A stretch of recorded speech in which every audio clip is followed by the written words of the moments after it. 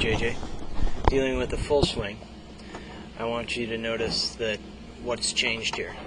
The triangle of the shoulders is virtually the same, except there's maybe a little bit less lean to the shaft between the chip pitch shot and the full swing shot. The weight of your body is now balanced between your feet a little bit more, and you're definitely not favoring the left leg nearly as much. When you take the club away, we want to execute the takeaway in the same manner as we did the takeaway for the chip or pitch shot, which is to keep your weight very quiet on your legs and use the shoulders to move the arms back.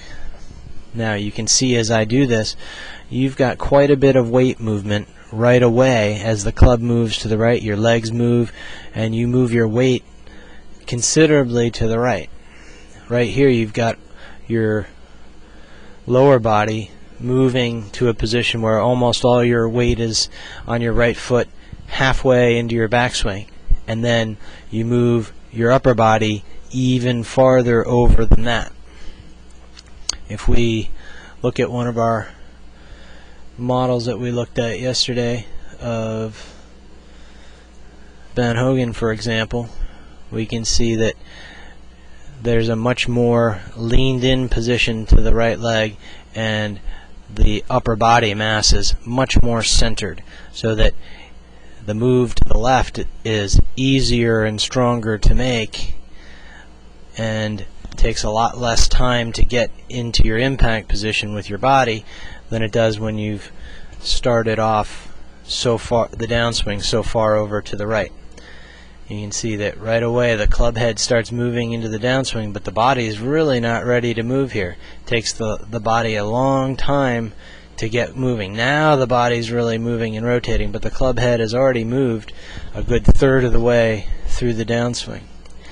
And the other thing is that we end up getting the club cast way out and the club on a very wide path where we hit the ground first a lot and not the ball first. So what I want you to work on from takeaway is getting this triangle where both arms are long.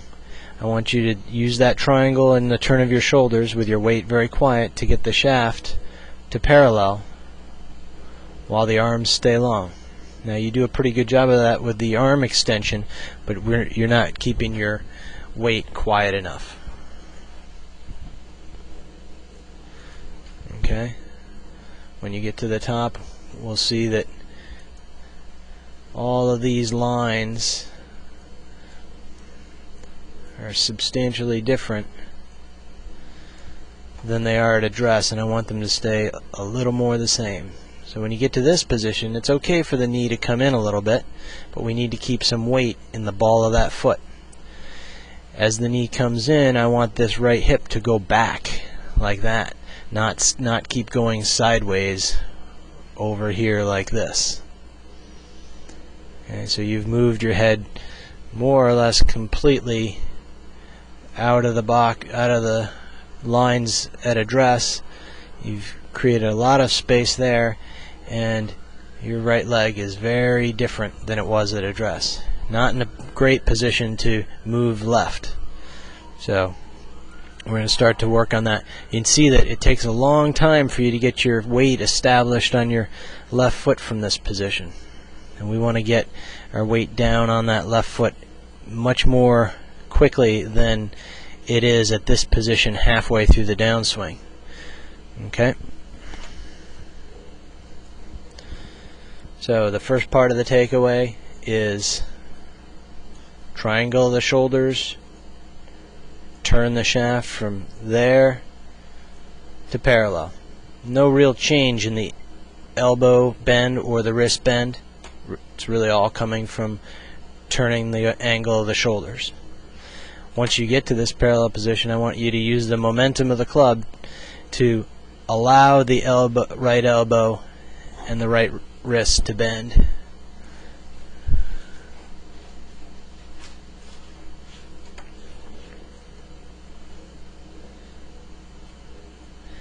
and that is according to that right there. Okay, elbow and wrist are bending pretty nicely. I like to see the left wrist a little flatter there so that the shaft is a little more here and less across like that. When you're using the muscles of your wrist to lift the club, it tends to come across the line like this instead of getting down the line someplace along there. Okay. When you get to the top of your backswing and the club is coming to a stop, we want to change directions by swinging the belt buckle around, and we do that by using this right shoulder in a downward motion to get that pushing your midsection around and out of the way, and pushing your weight into your left heel. Here you've got your weight up on the ball of your left foot. That's because you haven't really got the position we need at the top of the backswing, and we'll keep working on that.